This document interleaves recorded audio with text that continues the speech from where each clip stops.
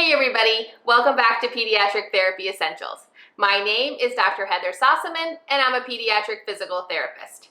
Well, in this week's episode, we're going to be continuing our series, Simple Things You Can Do With, and focus on the pool noodle, so stick around.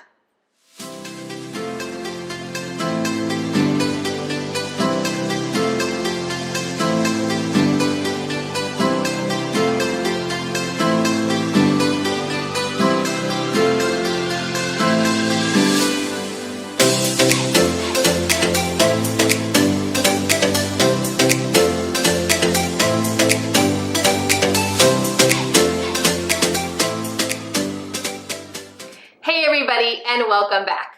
Well, as I said in the intro, we're going to continue our series today on simple things you can do with, and we're going to explore the pool noodle.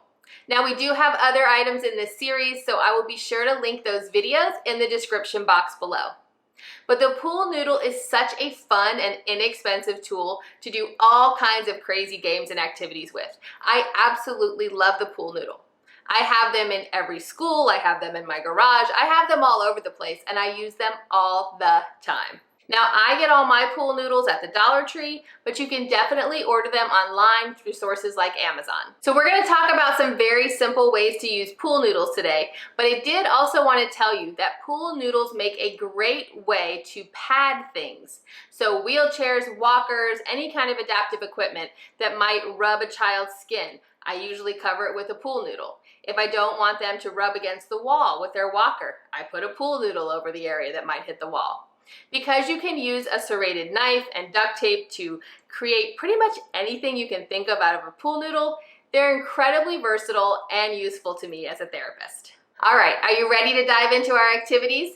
Before we do, please remember that the easiest way to cut or shape a pool noodle is to use a serrated knife, or what some people would call a bread knife. All right, now that we've covered all the basics, let's dive into those activities. So number one on my list is the pool noodle sword fight. And if you guys have watched my videos in the past, you know how much I love the pool noodle sword fight. This activity works on so many things, like eye-hand coordination, balance, crossing that magical midline, and especially core strength. The greatest thing about the pool noodle sword fight is that you can modify it and adjust it for all ability levels. So if your child has difficulty standing or they're not able to walk on their own, you can do this activity in another position, like kneeling or sitting in a chair. You can even do it sitting on the floor or in a piece of adaptive equipment, like a stander or a wheelchair. And if your child has difficulty holding on to the pool noodle, you can use a sock or a wrap to help secure their hand to the noodle. You just want to be sure that the wrap isn't too tight so it doesn't affect their circulation. And you can do this activity with a full-size pool noodle, or you can cut one down to a smaller length depending on the age and size of your child. You can also add some duct tape at one end that acts like a handle. I really love the pool noodle sword fight. Next on my list is Tug of War. Like the sword fight, Tug of War is one of those activities that can be used to work on lots of different skills. First of all, it's great for strengthening. When played in the sitting position, it strengthens your arms, your chest, and your core. And if you play it in the standing position, it also works your hips and your legs. Tug of War is also a great way to work on balance. As your partner pulls the noodle, you move in and out of your base of support, and you have to work really hard not to fall down. Tug of War is also easily adaptable to multiple ability levels. Like the sword fight, you can play it in standing, kneeling, sitting, or in an adaptive device. Number 3 on my list is the balloon bounce. The balloon bounce uses a shortened pool noodle and a balloon. The object is to bounce the balloon on the noodle, being sure it doesn't drop to the floor.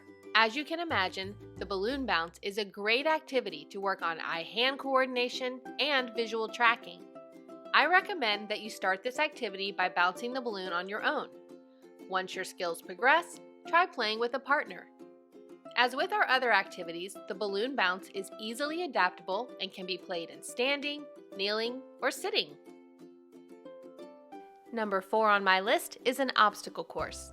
Using pool noodle pieces in all different shapes and sizes is a great way to create an obstacle course. I like to use pool noodle pieces as obstacles for kids to step over, jump over, and even walk on. You can use a knife to cut the pool noodle down and create straight segments, and you can even create circles by taping the ends of the pool noodle together with duct tape. Pool noodle pieces are great for obstacle courses because the bright colors are easy to see, helping kids with navigation. And because you can cut the segments into any length you like, you can make the course completely custom. The only limitation to a pool noodle obstacle course is your imagination.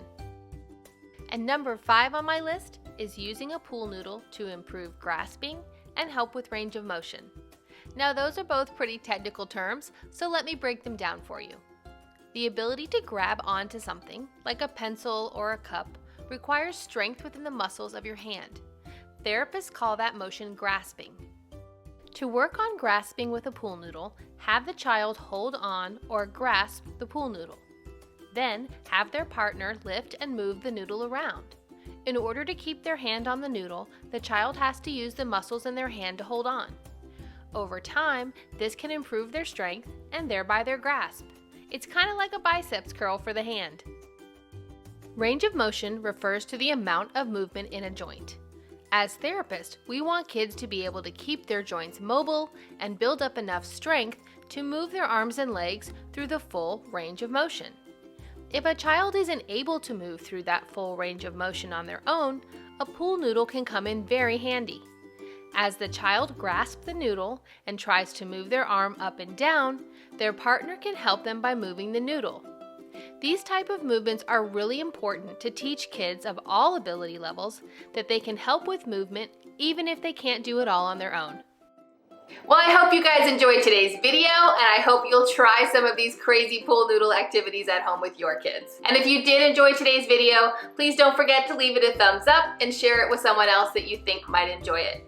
If you haven't subscribed to this channel, please consider doing so and turning on notifications. Well, I hope you guys have a wonderful week, and I look forward to seeing you next Saturday. Bye!